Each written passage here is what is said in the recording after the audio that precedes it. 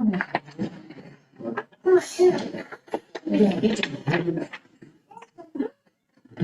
right, it is 6 o'clock. We'll go ahead and we'll call the meeting to order with a motion to declare an open meeting. I move to declare an open meeting. I'll second it. Motion by Mary, second by Hope. Bobby, Yes. Corey? Yep. Hope, Yes. Mary, Yes. Jason, yes, JW? Yes. Motion carried.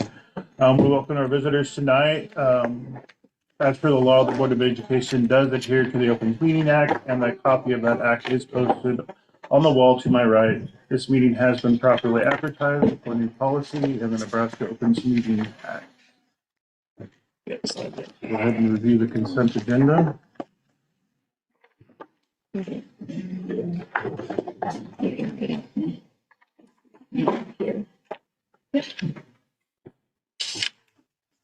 I make a motion to approve the consent agenda. Second.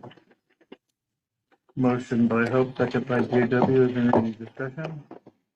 I would just point out that the extra sheet, I realized looking through the packet this afternoon after it was printed that the wrong sheet had been put in. So the one with the descriptions of expenses, it's updated in the online copy, but in the paper copy, I had to print it separately.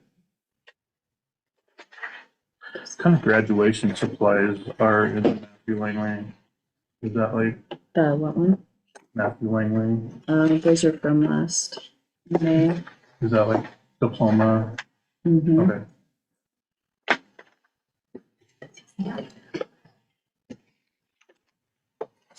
Anybody else have any questions? All right, we had a motion and we have a second. Corey? Yes. Hope? Yes.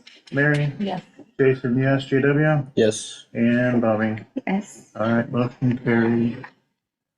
Public comment or correspondence? Welcome aboard right now for anybody who has anything. The first thing we need is, we need to make a note that we're conducting Oh, yeah. the tax request hearing. So if anybody would have comments on the tax request, this would be when we need to note that accordingly.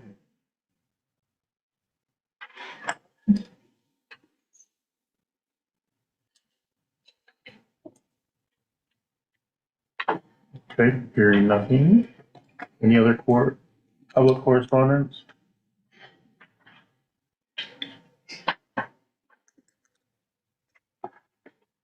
All right, we need to vote on that? We don't need to vote on that. Go ahead and moving on to committee reports.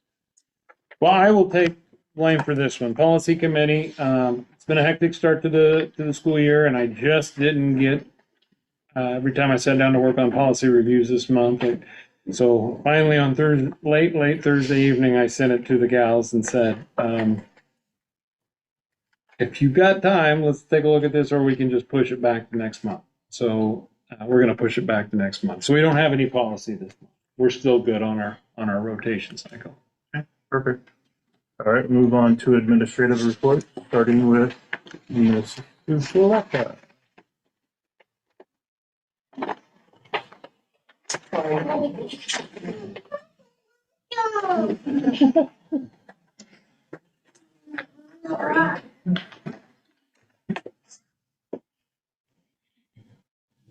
Sorry. Good. Okay, I can start with college visits. On September 3rd, I took a group of 16 kids to Northwest Missouri State, a good-sized group who went, which I was happy about. And then I just also included some feedback for the kids. The kids really liked the dorm size, the fact that they had like quad bathrooms with their dorms, which they enjoyed. They liked the scholarships, how they made it really equitable towards out-of-state students. How easy it was for them to get the books and computers, and they really liked hands-on experience. So that's kind of the feedback from Northwest. On Wednesday, we're going to go to Highland Community College in Missouri Western. Missouri Western is a new one for us. And then we're going to hit SEC Milford, Beatrice, and some other places as well. Just a reminder about the FAFSA, that is new Nebraska law. So that requires all public high school students to complete a FAFSA or opt out starting with this graduation class of 2025. It's known as the Universal FAFSA. Last I've heard, the FAFSA is supposed to open December 1st. So cross our fingers that it opens on time for our students. And I'll work with kids and families to make sure that they're getting that FAFSA completed. And then just an update about our U Science curriculum. I am using this with 8th graders. The 8th graders go through a series of brain games to help them. Thank you. To help them identify their aptitudes and interests. And so far we've discussed goals, values, and then what influences our decisions. The students have a large report that we're going to start implementing tomorrow. With welding and CNA, the dual credit welding course now has 7 students. It's full at 8, so almost full with that. And then just remember at the completion of that, students will get a certificate from SEC in welding that they can use to enter the industry right away. Dual credit CNA, it's going really well. I've heard really great feedback from the kids, and so far 2 students are taking advantage of that opportunity. With leadership so far, middle school team has met to just kind of brainstorm some new ideas for the school year. The 6th grade members of the middle school leadership team went to ESU4 for the Student Leadership Academy just to kind of help with that transition over to the middle school. And then I'm going to be meeting with the elementary leadership team soon to start making plans. We'll fix them. Okay. I'm sorry. Are there any questions for us or? So when you say that they opt out, what do they have to do to? So it is a form that NDE has developed. So parents can opt them out or administration can opt them out with good faith. And then that we just keep track of the opt-out. That is nothing that like goes to like advisor or anything like that. So it'd be like a student that they definitely know that they're not going to go to college, maybe they're going to the military, they're going into. From what I have been like trained on so far, is they said to really train them on filling out the FAFSA first and then kind of maybe opt out is that option. Just because I've heard that if there's too many opt-outs, then the state might be like, okay, let's take away that option. So we just really want to push that. Yeah, we'll fix it. So that is something that's new. So yeah, that's good. Perfect. Okay, awesome. Thank you. Ready? Let me take the pen, because that might be a meltdown if we don't. All right, It's so cool. Derek, you are up. Can't follow that. Before I start here, just to follow up on that, the U Science curriculum that is being used for the careers class, when we previewed that last year, it's full of great things. I don't think I've said these words to you before, but I think having a couple of kids come to the board meeting would be a great presentation for them to see too. So. As far as high school stuff goes here, we can start academically. We started our fall testing today, so I just included a little screenshot of our testing schedule. I just thought it might be helpful to see how much time testing takes and kind of how we schedule it. Any of the ones that are called growth, so like in the red, the growth reading 6, or in the green, the growth math 6, those are MAP tests. The others are labeled NSCAS, which was that state test. The ineligibility list, I just wanted to include a little bit of information on that. We had finalize it every Tuesday. Then it's in place for the week. So if any student, is failing 2 classes or more, then we know they're not eligible for activities. We've tried to be really consistent about that instead of letting students get off after whatever it is. Once you're on there for a week. Hopefully during that time you can get your stuff in order and be ready for the next week. Part of the reason I included this was the first one that we ran last week. There were 2 grade levels that didn't have anybody on it, not even a single kid. So that was awesome. So we got them donuts today. Anyway, it was a good start. We've got a couple things coming up academically. We've got a TNTP visit coming up on this Wednesday. That was part of the opportunity scorecard that Mr. Rottinghouse and I both applied for each building. It's a site visit. They'll come make observations, collect data, and then hopefully from a very expert level, will be able to help give us some good suggestions about where we're at and things that we can be doing to continue to improve. Then we are still continuing that ELA curriculum acceleration. We've got instruction partners coming on the 16th, and then Mr. Rottinghouse and I and Ms. Pierce. I believe that's all. I'm going to Sterling the next day to work with their leaders as well. So Then activity related, I just wanted to touch base on each of the programs that are going on in the fall. Football first, off to a 2-0 start. I think most expected that. We have a really strong group of kids now. The last game at Dorchester, I believe the final was 58-14, but what I thought was pretty cool is most of the game was played by the younger kids. And I still think that even if we didn't have those starters at the beginning, I still think we would have won. So won pretty handily. Right now we've got 15 on the roster, so just an update there. Kind of the elephant in the room always with football is if we're eligible or not. Right? And so we all know we're not right now. But I do feel confident enough now to give a little bit of a forecast for what I expect. I've been able to confirm some information with the NSAA as well. So in the fall is when we do the reporting. It looks like at this point, it looks like next year, barring any new student enrollment in the next month or so, it looks like next year we should be in place to be eligible for football. That would be a 1-year deal because it's mid-cycle. So the way we know football works is operates on a 2-year cycle. The state sets our schedule on that 2-year cycle.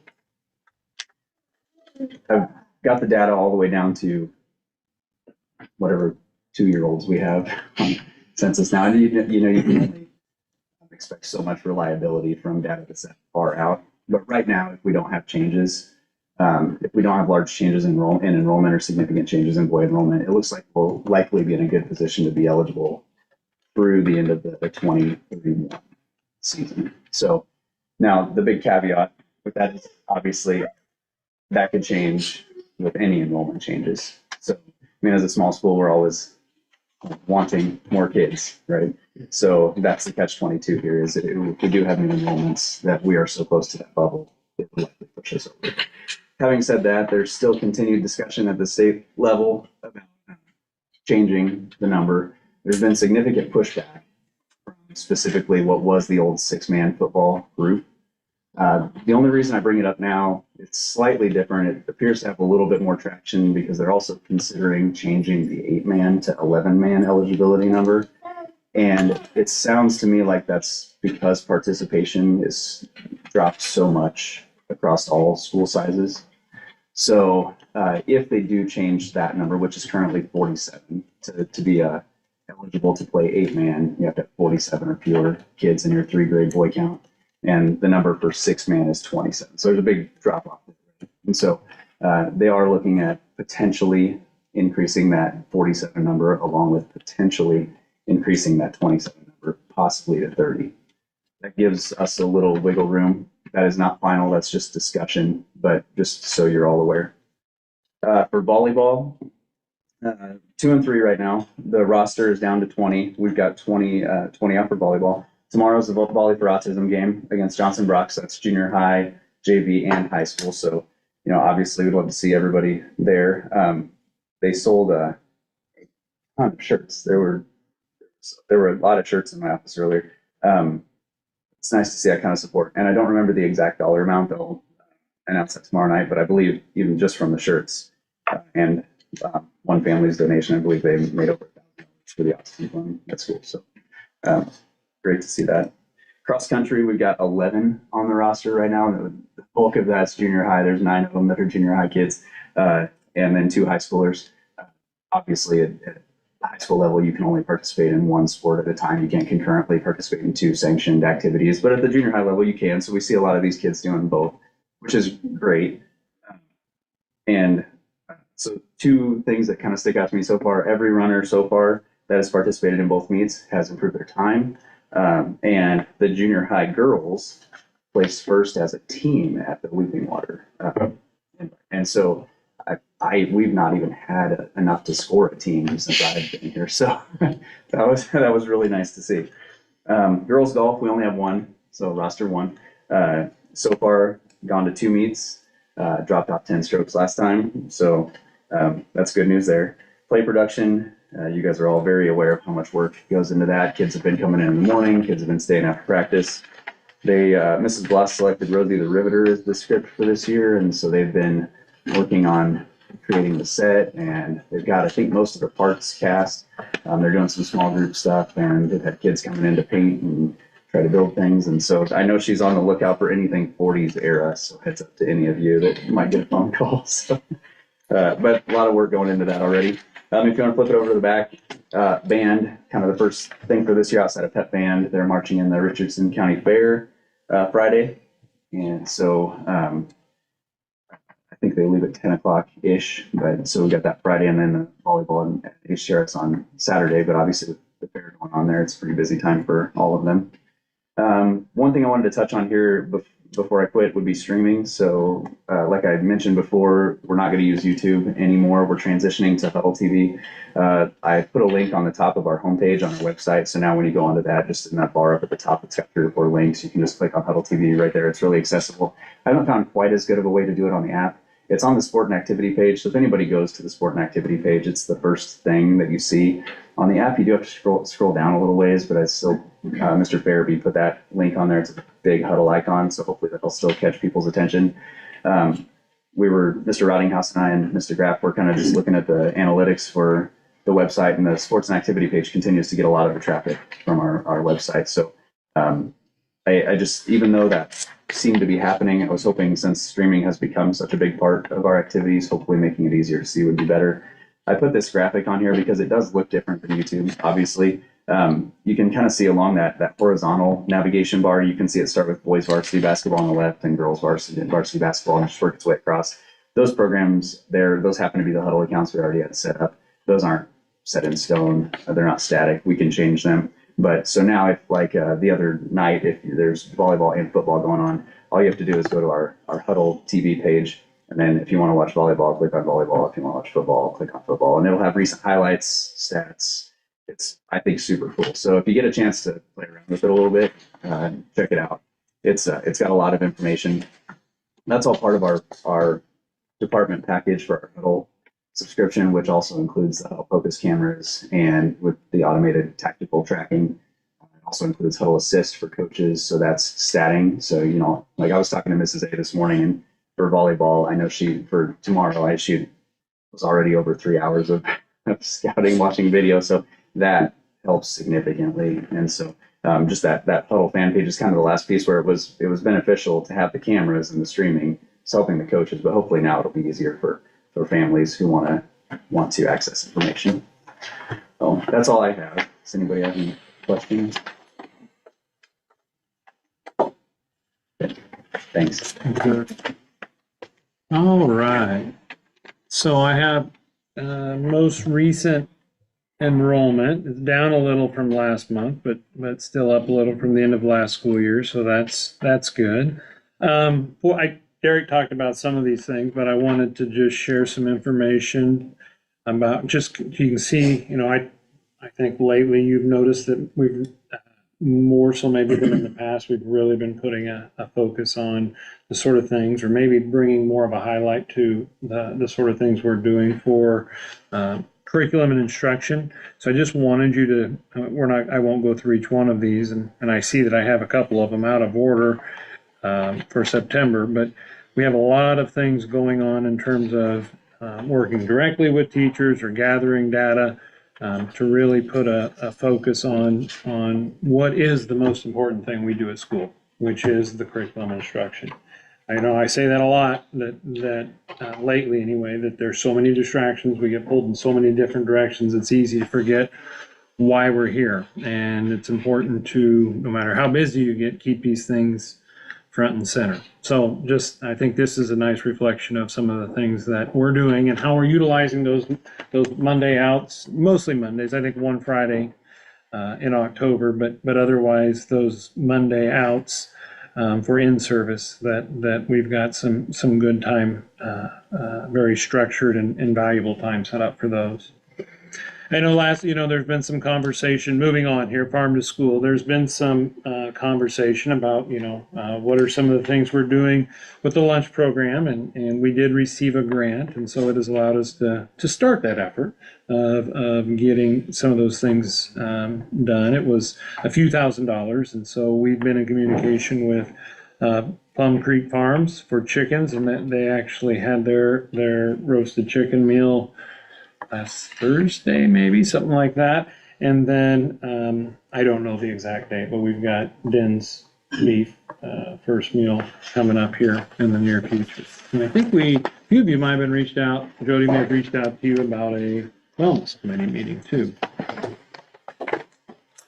On the HVAC stuff, there's just a lot of information in there. Maybe it's best just to keep that for the point of the conversation when we get to the conversation about HVAC, which is the last agenda item for the night. So I'll just skip that for now, if everyone's okay with that. And then in same way, kind of with budget, a lot of the stuff we'll talk about in the specific agenda items tonight, or we have the ability to, or I've talked about already at our budget hearing last Tuesday. So I won't beat that to death. I would just talk briefly about the special legislative session. Of course, the governor called a special legislative session in late August, and they kind of spun their wheels for a little bit. It was questionable whether he would be able to get any type of idea that would muster up enough votes to overcome a filibuster. Ultimately, they were able to do that. That's what was originally talked about in the spring, and it advanced to final reading and died on a filibuster on final reading. And effectively what it does is it takes what we sometimes call the Tier 2 property tax credit funds and front loads them. So the Tier 2 property tax credit funds are some of you, I'm sure if you own a lot of ag land, or if you own a lot of property, you may be aware that when you do your state income taxes, you can submit that as a tax credit and get that money back on a percentage of the property tax you pay. It's better, I think, for districts like ours, because our valuation relatively is small. It's better than the traditional property tax credit. The traditional property tax credit is the amount of money you get based on the valuation of your land. So you could be in a district that has a levy of 20 cents, and you could be in a district that has a levy of $1, and they're going to get the same amount. That farmer is going to get the same amount of credit, or landowner, property owner is going to get the same amount of credit for those two parcels of land, regardless of their valuation. So some people tend, particularly people in districts like ours that tends to be kind of smaller in terms of valuation, they tend to think that those are the districts that need it the least. It should go to the districts proportional to the actual property tax paid. Of course, our valuation generates much less than many of our neighbors per penny, so we need more pennies to generate the same amount of money. The Tier 2 property tax then was based on actual dollars paid, and it was given back to taxpayers as a credit. What this does now is we will still levy the same way we did. We will set the same levy, but like the Tier 1 or the traditional property tax credit, even though it's distributed based on taxes paid versus the valuation of specific parcels within the district, it gets paid like the Tier 1, it gets paid to the local I guess would be treasurer, the county treasurer, and the treasurer then gives a proportional credit on all property. So instead of having to pay that money and claim your refund later on, which a lot of people just simply don't do because they don't know it's available to them, especially people that pay lesser in property tax, now you get it as a direct credit in the first place. So it's not a lot of new funding, but it helps ensure that all those taxpayers get that credit. So that did pass at so it took $750 million, which was in a set aside refund, and now set aside refund fund, and now pays that directly to county treasurers proportional to actual taxes paid, and it gives a direct credit that will pay down your property tax bill. And so it started for this year, it'll be $750 million, and over 8 years, it's supposed to go up to $902 million from that refund to a direct credit. It also, as part of the bill, took this property tax request authority that we'll talk about later tonight, that was put into effect last year for schools, and it places those same limitations on municipalities and other local entities. I assume counties, but I don't know that for sure.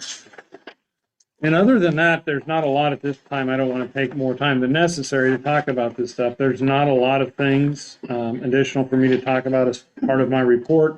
I did include the handout that I had last Tuesday, so we can reference back to it if there's any need for any of these specific topics on valuation and tax requests and budget, since we're addressing those in the agenda tonight. But I don't need to go over any of that again at this time. Anybody have any questions for Brian? All right, we'll move on to new business. Consider approving the 2025 budget as presented. I move to approve the 2024-25 budget as covered. Second. Motion by Mary, second by JW. Is there any discussion? A couple of things I might say, if you don't mind, since we're on this. So if you look at the actual budget page in the packet, these numbers, so the first column is audited numbers. Those for 22, 23, those are actual dollars spent in 22, 23 for each one of those funds. 23, 24 would have been the fiscal year that just ended on August 31st. Those were actual / estimated. They're pre-audited numbers, so they're close, but they're not exact. And then this final column, that is what that's effectively what we're approving tonight. Those are budgeted dollars. So typically, let's skip general fund to begin with and work our way down. For depreciation, we simply publish all money that's available to us. Same way with employee benefit, same activities, because we've had to republish activities in the past, and we've had to republish the lunch fund in the past.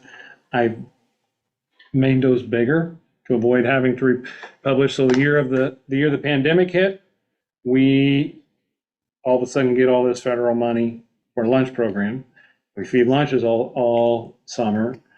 We get a code, all those, we're paying for those as reimbursable meals through, at the time, TAHR, but we went over budget because no one was ever expecting that to be giving away 200, or 500 meals a week in the middle of June and July. So I've just made those numbers bigger to avoid that. A lot of times foundation purchases are made through the activity fund, which can even though it's really just being used as a revolving fund, we pay for it, we reimburse it, it still gets coded as a district or as an activity expense. So to avoid those sort of things, I put in a little more. Building fund, that would be all funds at disposal. Same with QC Puff and student fee fund. We're not going to spend $2, let alone, well, we will spend $2 in fee fund. Fee fund is one that we used to use for driver's ed, and we haven't been able to offer driver's ed in a few years.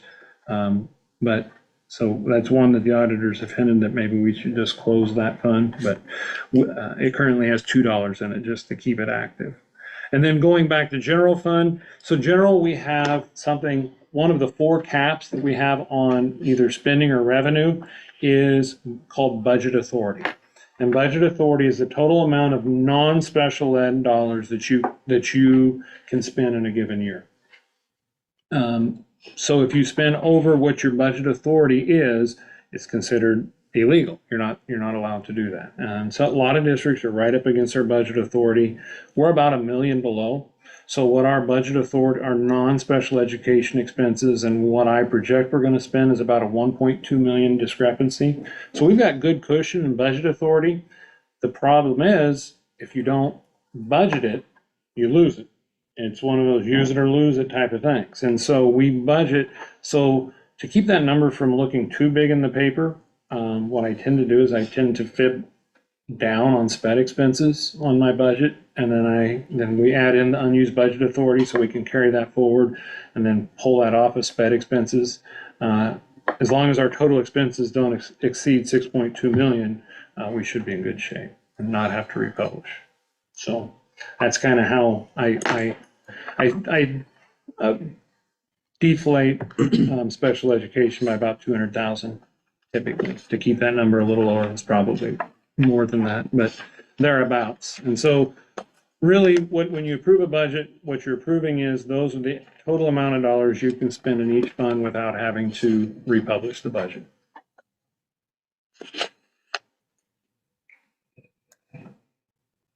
Anybody have any questions for Brian on that? All right, we have a motion and a second to approve the 2024-2025 budget as published. Hope, Yes. Mary? Yes. Jason, yes. JW? Yes. Bobby? Yes. And Corey? Yes. Motion approved. Moving on to the next, consider approving the resolution of the Board of Education to increase the base growth percentage to determine its property tax request authority 2024-2025 as presented. I might talk a little bit on this one if you don't mind first. Of all of the ones, this is the one that doesn't have to be approved. This is the one I talked about, the new one that went into effect last year. This is our fourth cap, you might say. It's either, we have four caps that are either on revenue or on spending.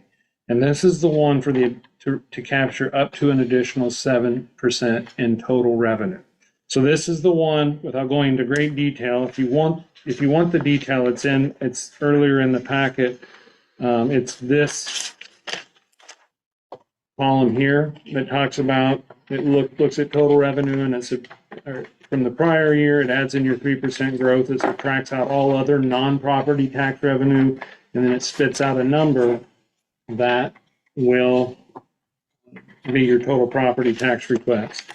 Without the additional 7%, we're at almost 3.8 million. So our property tax cap right now is $3,798,813. That's significantly more than what we're going to ask for. We're going to ask for $3,347,480. So even at the 3%, we're well under. Like budget authority, this is one of those, if you don't take that 7%, it doesn't carry forward. But if you do take it, it does carry forward. So it's something we probably won't use down the road, but it's one of those things where if you don't take it, you could potentially tie the hands down the road if we had to increase revenue even for 1 year. The other thing is that 7% will go away. It would have this year if it's just that the bill that was tagged to it, well, nothing ended up passing. But eventually they will tag it on. That was a mistake. The 7% was never supposed to carry forward. That was one of those writing bills overnight and just it was never intended to carry forward. And they've tried to fix that mistake and they never have. So another reason to take it and carry it forward is that opportunity likely won't be available too many more years.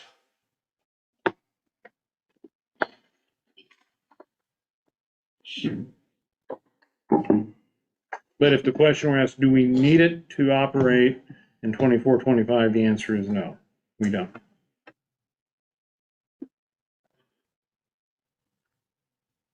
I move to, We don't, sorry, go ahead.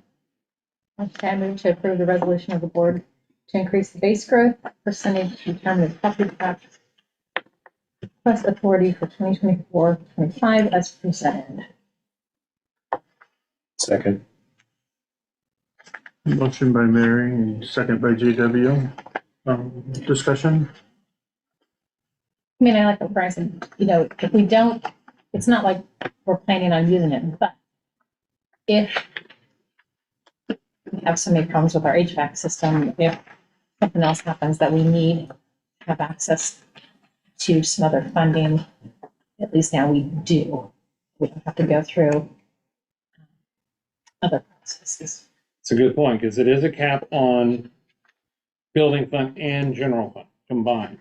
So let's say we get hit by a tornado and we've got to rebuild and we want to do a special, we've got to, we want to max out our building fund and do like a 7-year lease purchase on a construction project.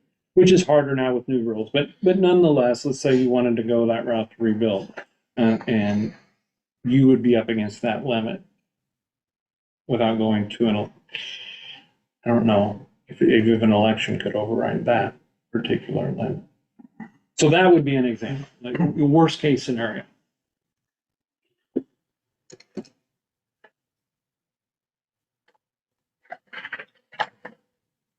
Do you have anything? No, I don't. No. Anybody else on the board?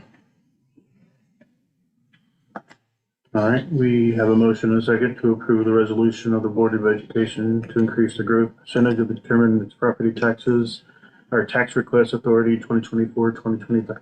Excuse me, 2024-2025 as presented. Mary, Yes. Jason, yes. JW, Yes. Bobby, Yes. Corey, Yes. and Hope. No. Motion carried. Moving on to C, consider approving the 2024-2025 tax request as published.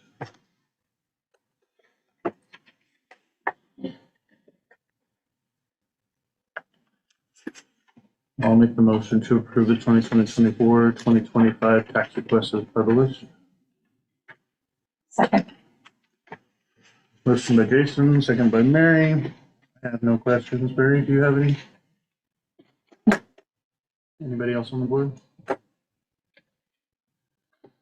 Hearing none, we'll go ahead and we'll vote. Jason, yes. JW, Yes. Bobby, Yes. Corey, Yes. Hope, No. and Mary. Yep. Okay. 7D, consider approving the 2024-2025 tax request resolution as presented.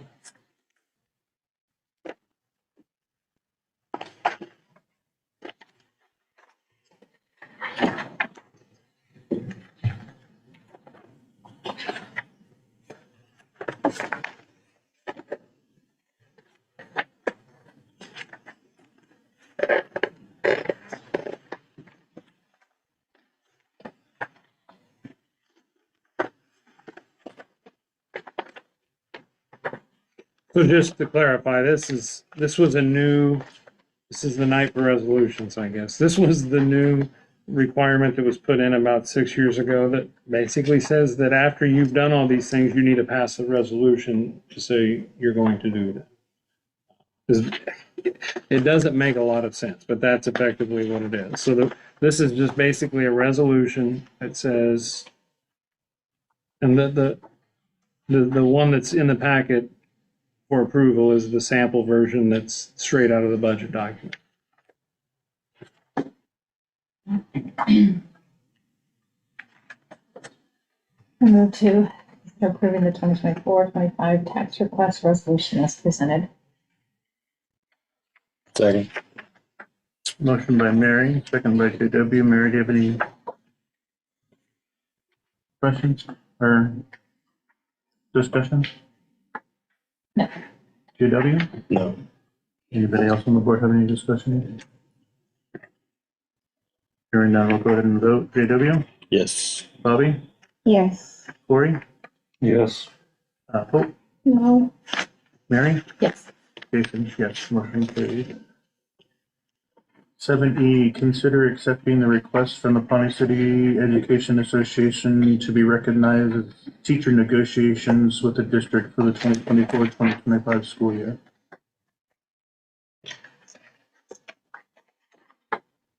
I move that we recognize the Pawnee Education Association for the negotiations for the 24-25 school year. I'll second it. Motion by Mary, second by Hope. Any discussion, Mary? Hope? No. Anybody else on the board? All right, we'll go ahead and we'll vote then. Bobby? Yes. Corey? Yes. Hope? Yes. Mary? Yes. Jason, yes. JW? Yes. Motion carries. Consider approving the, sorry. Consider approving the resolution on district or school district standards for acceptance or rejection of option enrollment applications as presented. Can I talk on this one a little? Because this was new last year, so I want to make sure I explain it as well as I can. So there was another new law that went into effect in the spring of '23. What it affected, it put in two new requirements on option enrollment. One was that you cannot put a limit on special education any longer, on a cap on special education. In other words, if you're going to make a decision on a kid with an IEP, then you have to do it on a case-by-case basis in terms of approving an option application. The second requirement was that if you're going to set limits on any other program, that those limits would have to go into effect, or you'd have to set those limits the preceding fall. I don't know the exact date, but it's coming up. That's why we have it on this agenda. Anyway, we historically, we have not ever had a limit in option enrollment on our programmatic capacity for anything. We've typically approved options on a case-by-case basis. So I asked the question to our school attorneys last year when this new law went into effect, is since, historically we haven't had limits or programmatic limits, do we need to have those? And they said, or do we need to, excuse me, I didn't say that right. Do we need to have the resolution? He said, it's still good probably to pass the resolution so you're fulfilling the letter of the law, which says you need to pass a resolution, and just say that there are no capacity limits. Otherwise, this resolution pretty much restates everything, not everything, but some of the components of our option enrollment policy. I looked just today, our net option right now is a plus 62. So I think we have 73 optioning in and 11 optioning out. And almost all of our option outs are children of teachers in other districts. Like we have 3 teachers that live in this district, and they have kids that are school age, and so they bring their kids to their district where they work, and those count against this as negative option. So that number can fluctuate and change between now and October 1st, but that October 1st number will be used for state aid purposes. And we get, so this is a resource that goes into the TIOSA formula. I won't go into the whole details of the TIOSA formula, but the long story short is it's total resources minus total needs equals state aid, equalization aid. So one of our resources is how much tax levy we would generate from $1 on our mill levy. Then there's others, but one of the resources is if you're a plus option district, you get X amount of dollars per student. And last year it was just a shade over $11,000 per pupil, minus the new $1,500 per pupil in foundation aid. So it equals like $9,500, a little over that per pupil. So if that's the case, and because that number had gone up significantly from last year, we took a dive and we've gone back up in terms of option enrollment. So our net option should get us up to about 600,000 next year. And if it does, if that number stays steady for the end of the school year, then that will almost certainly take us out of equalization rate range for state aid. But that's not necessarily a bad thing, because that means we're getting more state aid.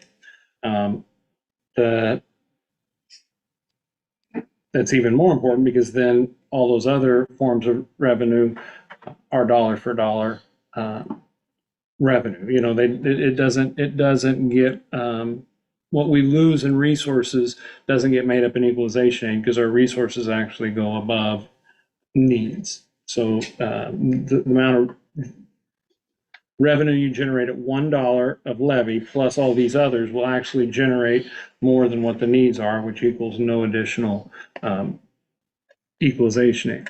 But that's not necessarily a bad thing, because it does mean we're probably getting more total state aid. Did that make sense?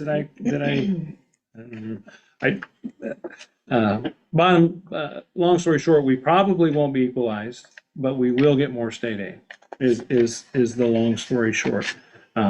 Why do I tell you that? Because it has to do with option applications.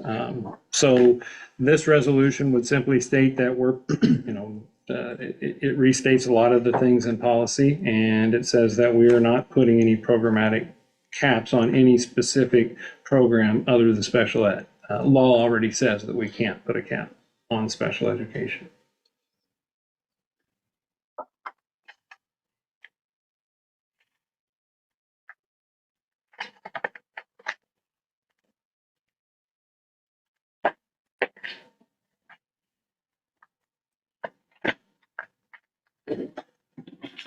I move to approve the resolution on school district standards for acceptance or rejection of option enrollment applications as presented. I'll second. Motion by Mary, second by Jason. Mary, do you have any discussion?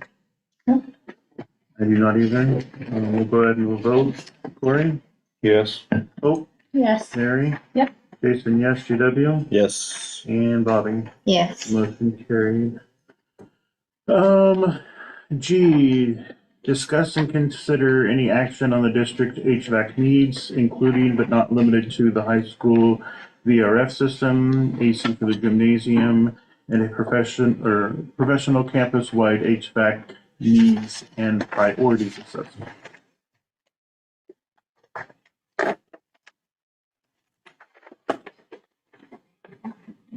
Well, I might start the conversation. So I can do my best to give as much information as possible.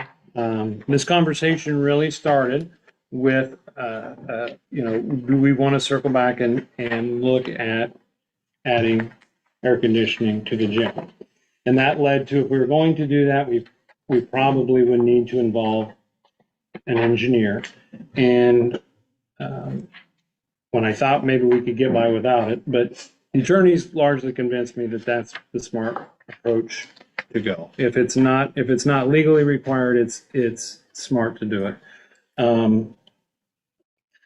So that led to a conversation. What's the condition of our high school HVAC? So the VRF system is just coming on 10 years old this year. Our next went in, yeah. It's either this year or next year. We're just paying off the QC Puff bond that has been paying for that and some other upgrades to facilities that went into effect in 2014, and that'll get paid off. The final payment will be in December of this year. So, I would like to think that a 10-year-old HVAC system will give us 10 more years, but we have concerns about that, and we have spent a lot of money on that system, making upgrades. And so that question was asked last month, is how much have we spent? So at the time, Steph ran a report real quick and printed it, and we looked at so when I started in the spring of 2016, the summer of 2016, that following spring, we had a whole bunch of the whole system went down. And long story short, it had freon leaks in multiple places, and there were like 12 or 14 of the overhead VRF cassettes that had expansion valves go back. Trane at the time came in and replaced all, even though there was no warranty in effect anymore. They came in and replaced all of that at no cost to the district. At the time, probably well over $100,000 worth of work that had to be done if we paid for it out of pocket. Since then, or after that, we had Trane continue to come back and do repairs on the system, which we were paying for. 2020, they were here and they started subcontracting Ruts Mechanical to come in and do that work. And I asked the question, why do we pay Trane to bring in Ruts to do the work, and we can just pay Ruts directly and not pay as much? And so since 2020, we've been using Ruts Mechanical instead of Trane to come in and do those repairs. But all told, over the past 8 years, we've spent about $140,000 in repair. I think that's in my report somewhere.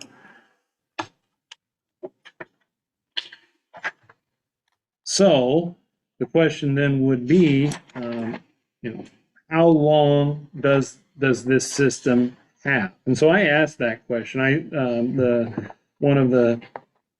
It's like Reggie Rutz. I don't know. I wouldn't call him call her his secretary, but she's kind of the one who does all his communication and stuff. And so I sent her that very question: is how long will this system? I said I'd like it to assume we can get 10 more years out of it, albeit with maybe above average repair costs and service costs. This was her response. Knowing all of the issues you've been having with these Samsung units, I'm not confident you'll get 10 more years out of the system. I sure hope you're right. I say this because there's clearly a reason there's a shortage of parts across the nation. It's usually the same parts and it happens over and over again. Sadly, you aren't the only school dealing with this issue. I completely understand the board's reservation for progressing on to something when you guys are dealing with recurring issues. So, that said, and I'd also talked a little bit about at the last board meeting about if we were going to move forward, with a project in the gymnasium on HVAC, the different approaches we could go. Do we do just a hard bid like we did back in 2021 with specs, or you could do something that's more of a design build model where you pick an engineer, or excuse me, you pick a contractor, mechanic, and then you negotiate with them what you want to do. So I've reached out to 2 different engineering firms. One of them is Advanced Engineering System, Jeremy Wagner, who helped us back in 2021. I also reached out to Greg Cole, who I referenced last month, and both have worked pretty extensively with Rutz and both speak highly of Grunwald Mechanical, and they both, are willing to work with us. And so I actually just got Greg's updated proposal just about an hour before the meeting started. So it's not in the packet, it's separate. So from him, I've got 2 different proposals. His would be a per hour rate up to $6,000 to work with us on a design build option, or a $16,000 cost to do kind of a district-wide needs assessment of all of our needs.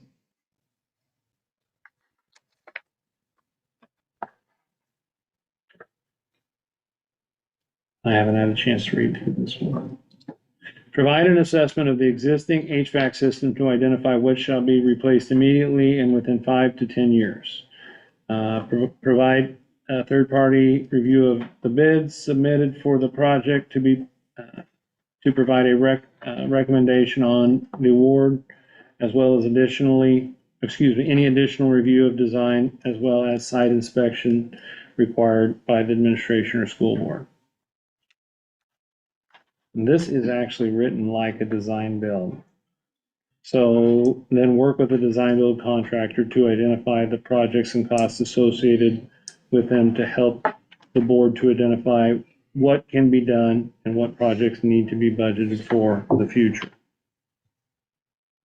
So Greg is the only one that has, because that's what I thought we were going to do, is get and do a site-wide evaluation to figure out where we were and then take it to our strategic plan.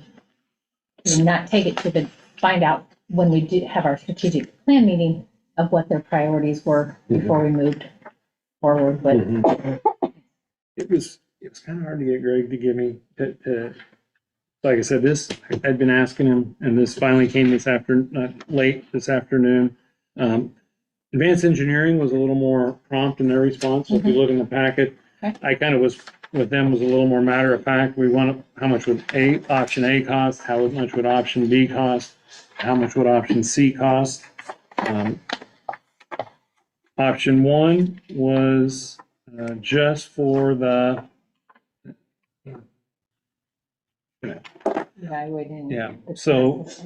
high school existing HVAC assessment. Work to include the following: a site visit to get familiar with facility and existing conditions. Existing conditions will be reviewed based on a site investigation of visible conditions to the extent possible. Potential high-level recommendations, priorities, and a summary report. Provide estimated life expectancy of existing systems to the extent possible without an in-depth analysis of the equipment and its workings. I think that's a typo. Typically done, I think it's supposed to say done by contractors. At this time, construction documents and construction administration are not included as part of this option. So that would be a $15,000 cost. So it's not still exactly an apples to apples comparison of what Greg was presenting. Because his talked about doing an assessment, but then also working on a design build if up to 16,000. So to me, it doesn't look like an apples to apples comparison. Option 2 would be, so I said, well, how much would you charge for just basically take your blueprints from 2 years ago and scale them down for just a gym project, just so we could see what the cost of that would be. And he charged $18,800 for that. And then the third option would be a consulting just for a design build strictly for the gym, and that was $6,500. You might recall that Greg's was, I did have that one in there. I'd gotten that right before the August board meeting. And it was, I think it was 6,000 even. So I get the impression that Greg might be just a hair cheaper. He just doesn't have his broke out quite as specifically as advanced engineering does.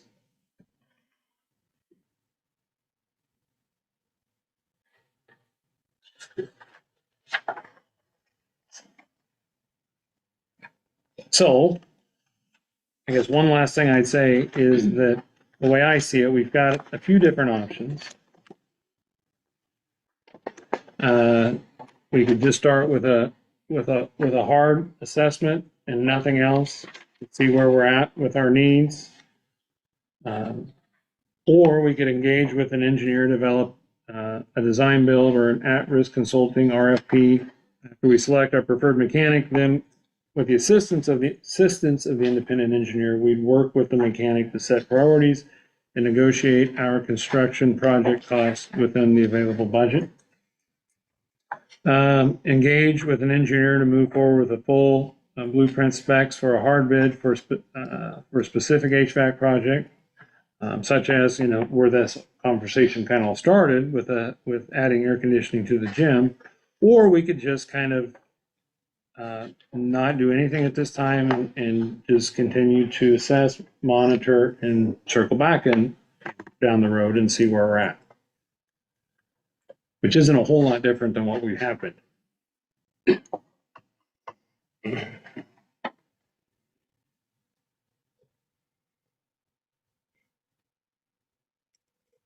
I did not put our capital reserves budget,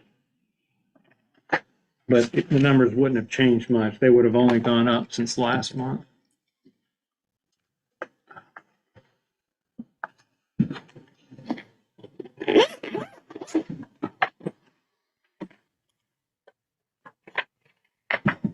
How soon would we have to start the project before you wouldn't have it for next year? Well, when I talked to Ruts, what they told me, as long as we could get the ball rolling by the end of the calendar year, around Christmas, we should be in good shape. So I didn't ask Grunwald that specific question. But this might just be a good time for me to stop talking and hear what everybody else has to say.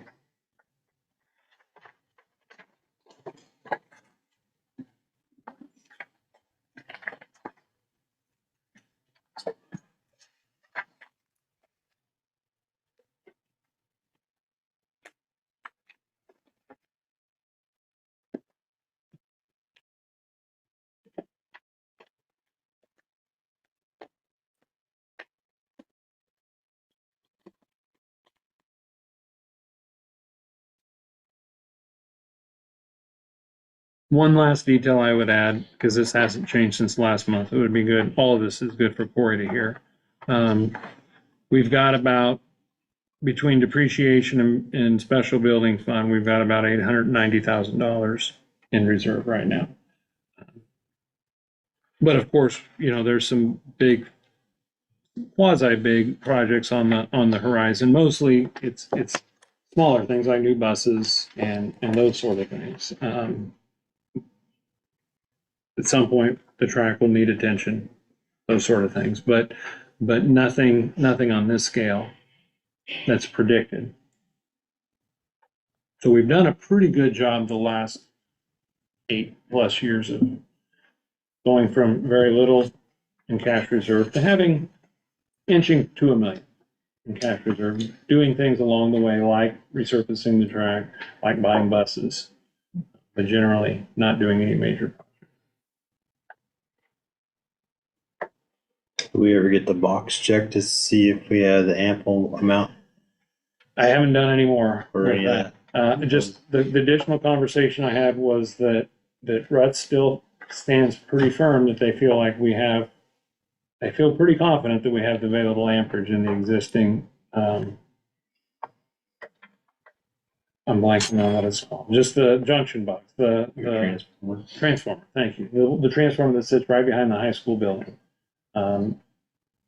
That apparently there's 500 amps of dedicated power already going to the gym, and the gauge of the wire that's coming in from there can hold 800 amps. So I think they can dedicate 800 amps and still be within their limits, looking at recent high amperage usage for the district.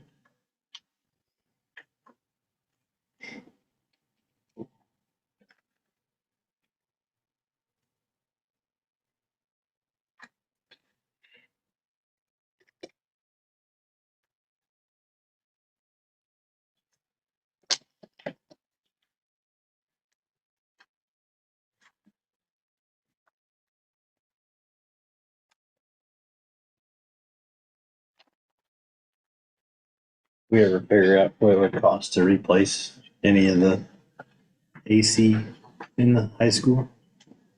I don't have If any. that actually just went down and we could not fix it anymore. No, I don't have any. Okay. We've started down that road. Yep.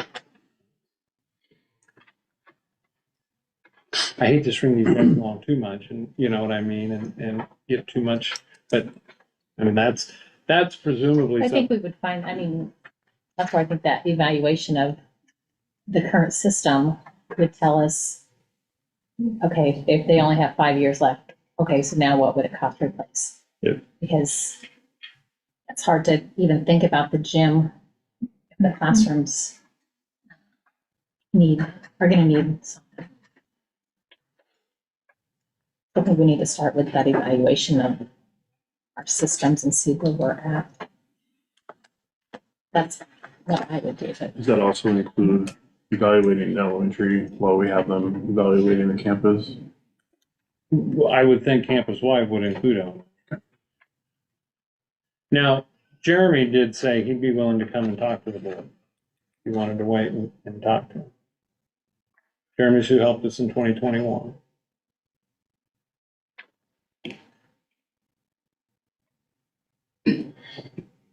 Jeremy's an engineer or? Jeremy Wagner, he's the one who, from Advanced Engineering. Okay. Great question. He's the one who signed the professional service agreement. It's the last Okay. document in the packet. So he would have helped us back in 2021, and we really got burnt on that deal. And I know it was when there was unprecedented inflation, but we did a cost study that said it was gonna cost $340,000, and the bid came in for $780,000. Those were somewhat unprecedented times at that time, but still, that's been hard for me to let go.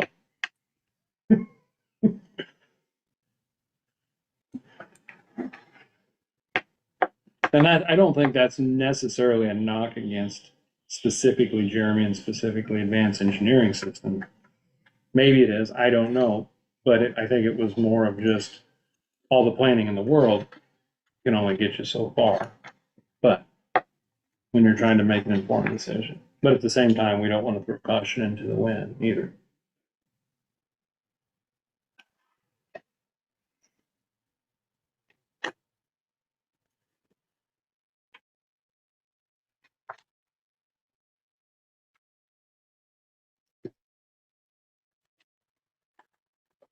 I think the high school is a higher priority than the gym. I think that does need to be evaluated because I would hate to ignore it and just plan that we have another 5 years and it go out in 2 and then what? We're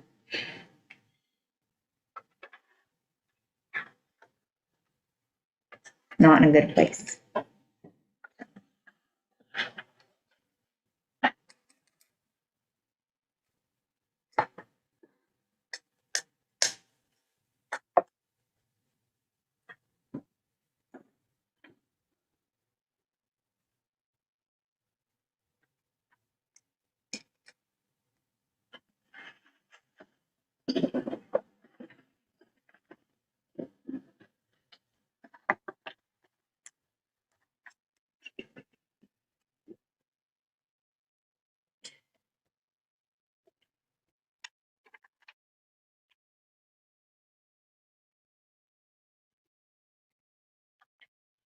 Well, if anyone wants my opinion, I do think there would be value in just having just a blanket, no strings attached assessment of what our needs are by an engineer. Then at least we have something to go off to help inform our decisions. I also think there could be value in picking a potential contractor, and then working with them to do the same assessment, and then negotiating, since we have a fixed amount of potential dollars at our disposal, and working with them to just help us perform that assessment, the third-party engineer, and make the decision based off of what they find, and we would negotiate with them for the dollar amount. Problem with that process is there's no guarantee you're getting the lowest dollar necessary. Because when you go through that design build process, or if you go through the other one that's like a design build process, you pick the first step in the process is to pick your engineer, pick your contract, your mechanic that you're going to work with. Presumably, although we could get several others, that would be Rutzer or Grunwald. But the fact that we have 2 that are interested and willing to come down and interested in that process is a good thing. But once you pick them, and that process is not supposed to be based off of cost, it's supposed to be based off of the other criteria, then you start negotiating with them. You work with them, have them come in, give you an assessment of what you need, and you negotiate what you want them to do. Whereas if you bring in we might get to that point anyway. Bring in a third-party person to do it, then we're going to be in a similar boat, only we're going to have a lot more information at our disposal on guiding our decision-making process. It would be, and then if they were to give us information, say the high school has to be done, then we could make a decision. Well, if that's priority number 1, way above the gym, then let's just move forward with a hard bid on that, with hard specs, because that's pretty black and white.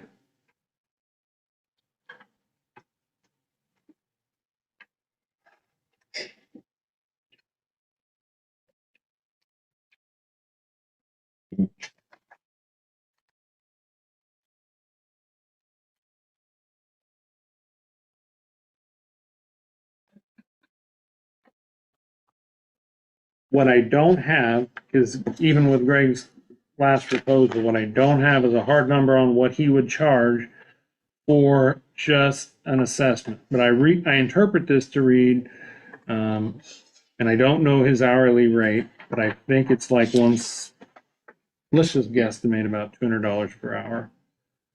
I think that might be a little high. To start the third-party review of what shall be replaced immediately and within 5 to 10 years. And then he would bill us on an hourly basis up to not to exceed $16,000. That might not get us even close to 16,000.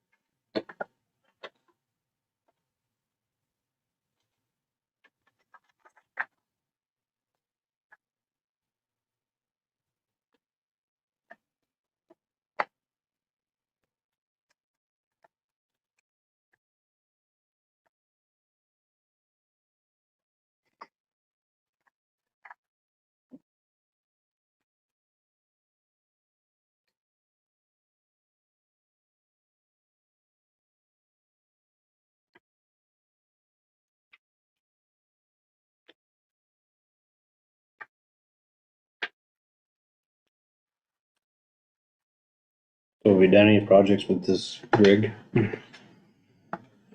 No, but He's an I, alumni. That's what, okay. He was in my class. oh, he was in your class? Yep. I didn't know that.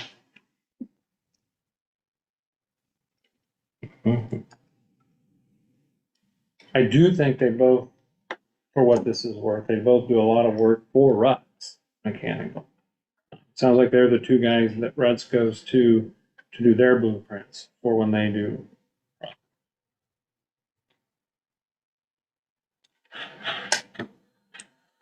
So either one of them would probably refer to Ruts to come and, Potentially, or they would at least gather information from them.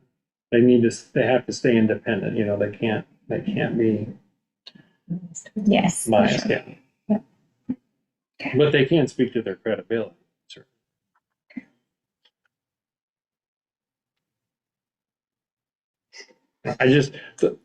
I think you're gonna get a very black and white, you know exactly what you're getting with Advanced Engineering System. Just like I said, I've got kind of a bad taste in my mouth with them, but they've got familiarity with our district and they've worked.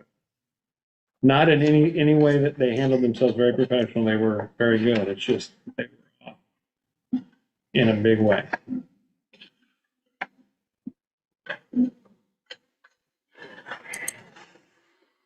But, you know, you'd like to think that someone who is an alumni here would do what's best for the school. Yeah. And I think his numbers are deflated from what he charged for regular school.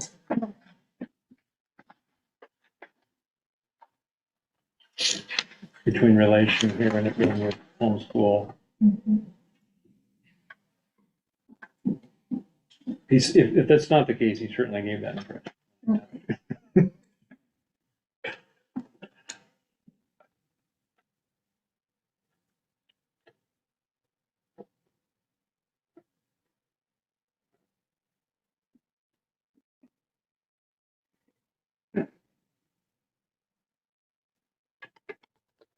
So we're gonna do an assessment of the whole school then? Is that what we're talking Well, about? Greg's is pretty brief. It just said provided, I would assume what we do is just start on this first step with him. If Okay. we wanted to pick Greg, then we would just, all his description provides is provide an assessment of the existing HVAC systems, plural, to identify what shall be replaced immediately and with 5 to 10 years. And then he'll work with us.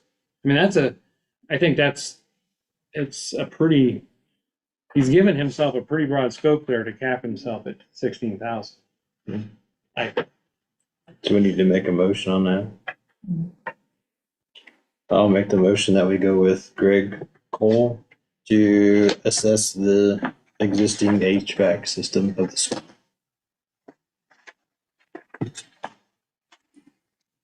I'll second it. We have a motion by JW and a second by Corey. JW, any more discussion? Do you want to change that to his company name, Strategic Design, instead of Oh. him personally? Okay, yeah. Just in case. To go with strategic Good idea. design instead of Greg, yeah, instead of his name, so, yeah. Corey, do you have anything additional? I don't. Anybody else have anything?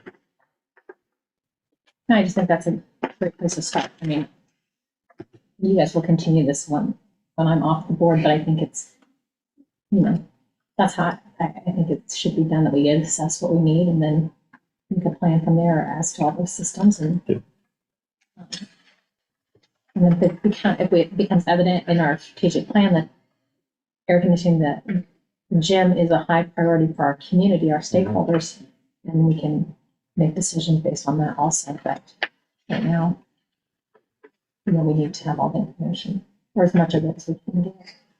I don't think we'd go down this step if we wouldn't had so many problems with our HVAC Oh, system. absolutely, yeah. So we'd be like, oh, yeah, just move on. Yeah. But since we're having so many problems with the school, I think this is probably our best option.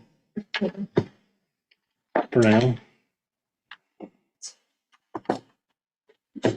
Any other discussion? All right, going ahead and vote. Hope, Yes. Mary? Yes. Jason, yes. JW? Yes. Bobby? Yes. And Corey? Yes. Motion passed. The last item on our agenda. Motion to adjourn. Second. Motion by JW, second by Bobby. Mary? Yes. Jason, yes. JW? Yes. Bobby? Yes. Corey? Yes. And Hope. Yes. We are adjourned.